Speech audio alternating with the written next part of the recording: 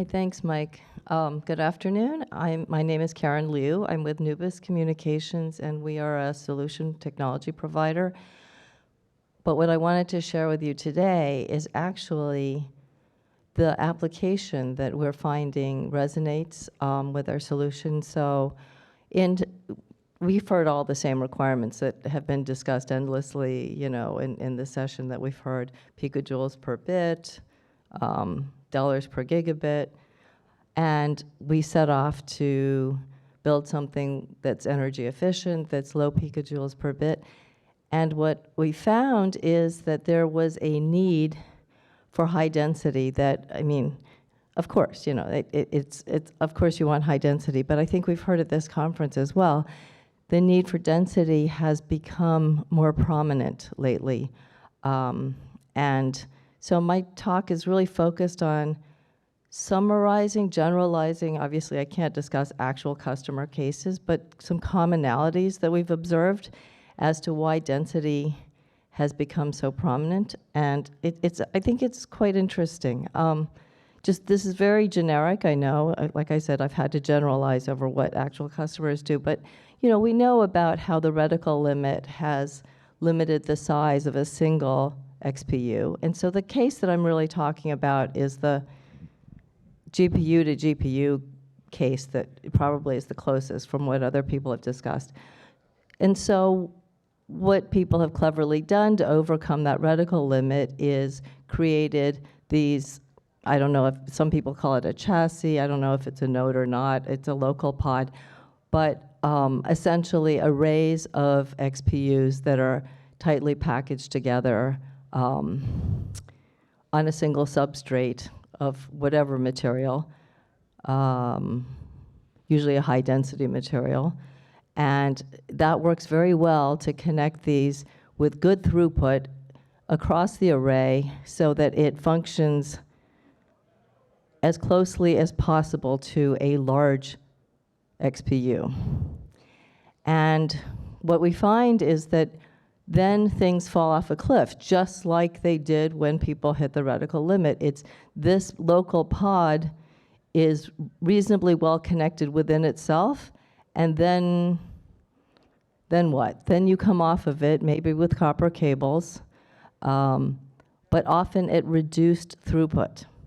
So here I think what we realized is, and I think this is very relevant for a workshop like this that's looking at creating a work stream, we need to always be asking and clarifying, is a structure, a logical structure, the result of something that's actually architecturally desired, or the result of something that arose from a constraint? And if it's a constraint, we maybe should be pushing on that constraint instead of serving it with a solution. I think I've heard a number of times today people saying, well, scale up and scale out, actually the boundaries are blurring.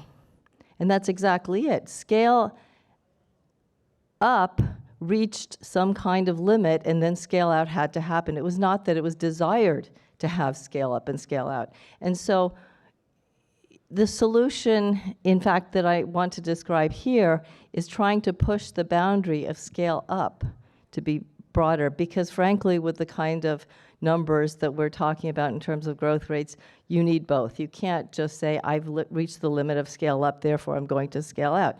They both need to grow.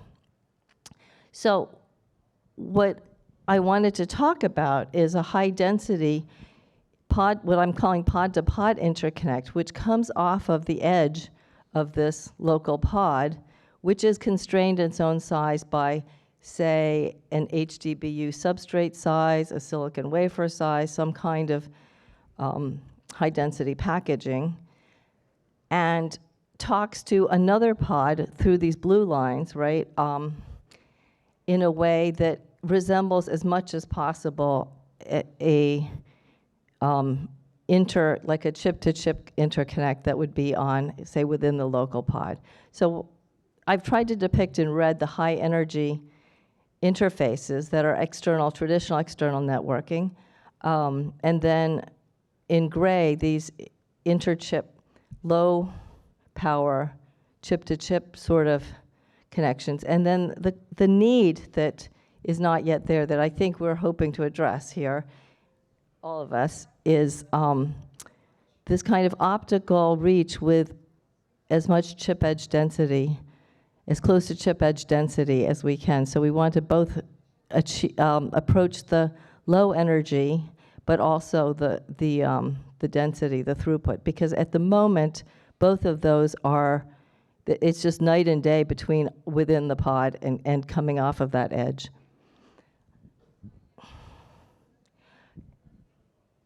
So I think in terms of, we've heard about a edge density in terms of matching HBM, and I wanted to articulate that there's a very similar desire for density when it's not memory, when it's GPU to GPU.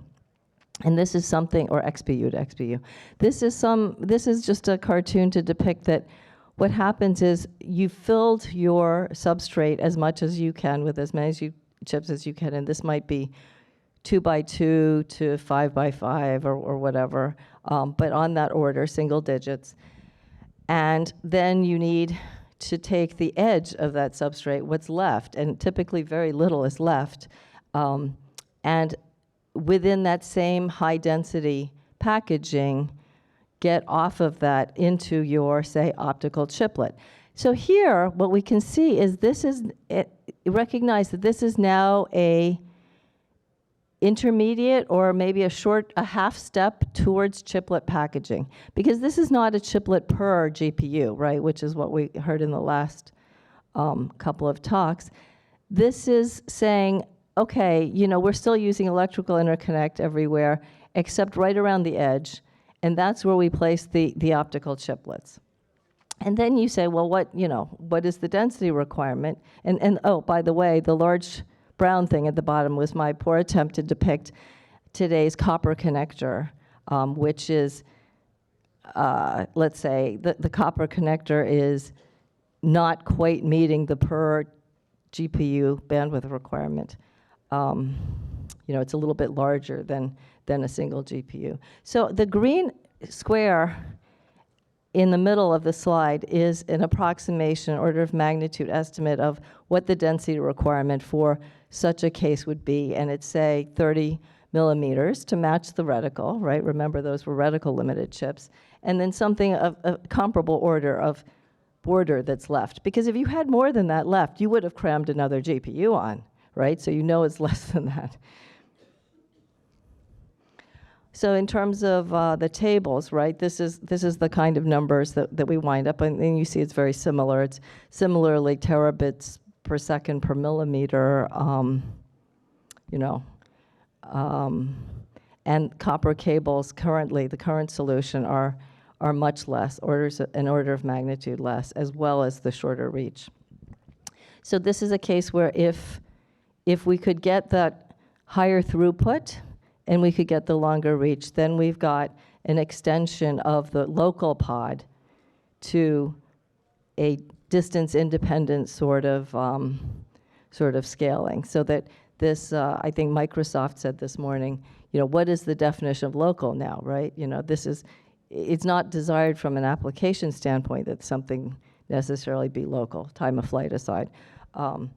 But it's really, that was a constraint, not a requirement, that there is such a thing as defined as a local.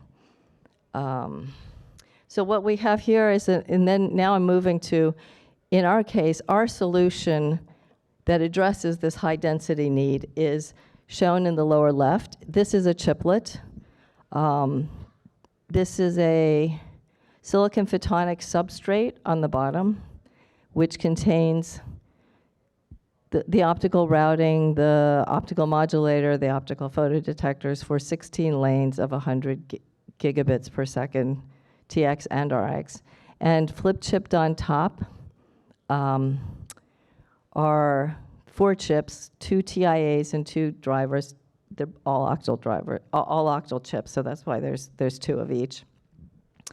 And a fiber array exit 2D array coming off the top. So in terms of footprint and density, therefore, this is very efficient. It's, you know, you can think of generally chips are, you know, the interface is as dense as you can, you know, using, you know, bumps across a 2D array on the bottom electrically, and then the chips are stacked, and then the optical is also coming off in a 2D array up the top. So electrical in the bottom, optical out the top.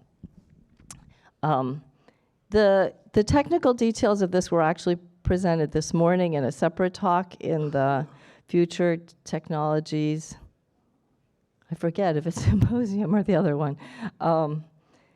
And I've given you the reference here, so if you want more details, you can look at that, and there's also a poster outside. So this individual chiplet is on a 7.5 millimeter by 5 millimeter footprint, and so if the ASIC edge is, as shown in the lower right, the gray thing, you can get 250 gigabits per second per millimeter linear density, and stack multiple rows to build that up. What's notable, I think, and what's reinforced in what I've heard this week is that it's also the areal density that's important, and I'm glad that was in the tables. It'll come out in a bit. But I just wanted to mention that we've actually packaged this chiplet. This is the packaged version of the chiplet is currently sampling, and it's in an NPO package. As I said, the application that I've described is kind of borderline NPO to chiplet. The same optical engine spans both applications, which again is a theme that I think we heard earlier today as a requirement. Linear drive, I'm not going to go into that. Enough people have talked about that. The power consumption that we've measured is 6.7 watts for 1.6 T, and then 2 watts for the external laser. That we keep separate because that varies with the environment of the laser and the specifics of the laser. And that nets to just under 5 picojoules per bit all in, and that's the starting point today, so that will go down over time. So in terms of the tables, what I've described is I wanted to talk about the generalized application, and so I've put both the application and the technical capability of that particular solution in brackets. So what I'm describing here is the number of 100 gig lanes per chip as 32 to 144, and how many chips per local pod or array or substrate.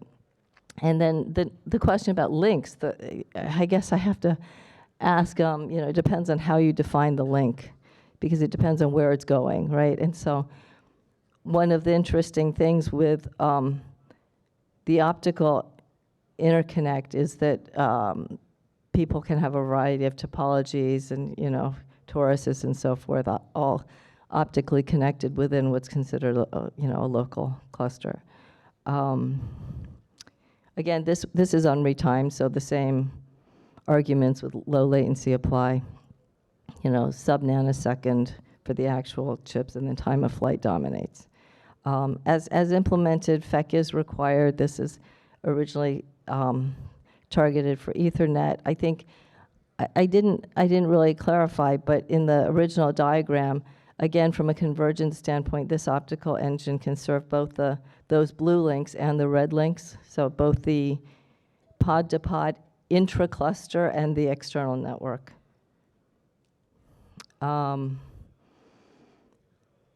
Data rates per lane, 25 to 200 gig.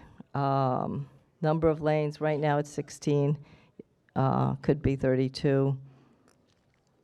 And the linear density, I think, you know, here, again, you know, what we're talking about is 1 link per outward-facing chip edge is the assumption of this technology. Obviously, you know, the same technology could be applied to different, in different places. I think, you know, there was a case we were discussing where it was actually the opposite, where it was 4 chips around the interconnect because they each only needed 400 gig.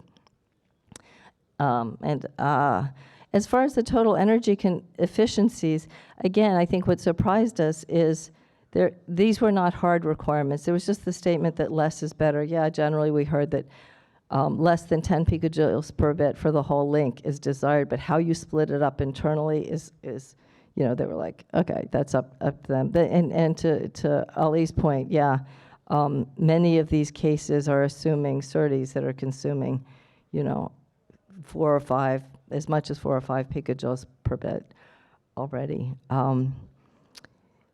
The interesting thing is that these were pressures and not hard requirements, whereas those densities often were hard requirements, as in there is only this much substrate left around the edge.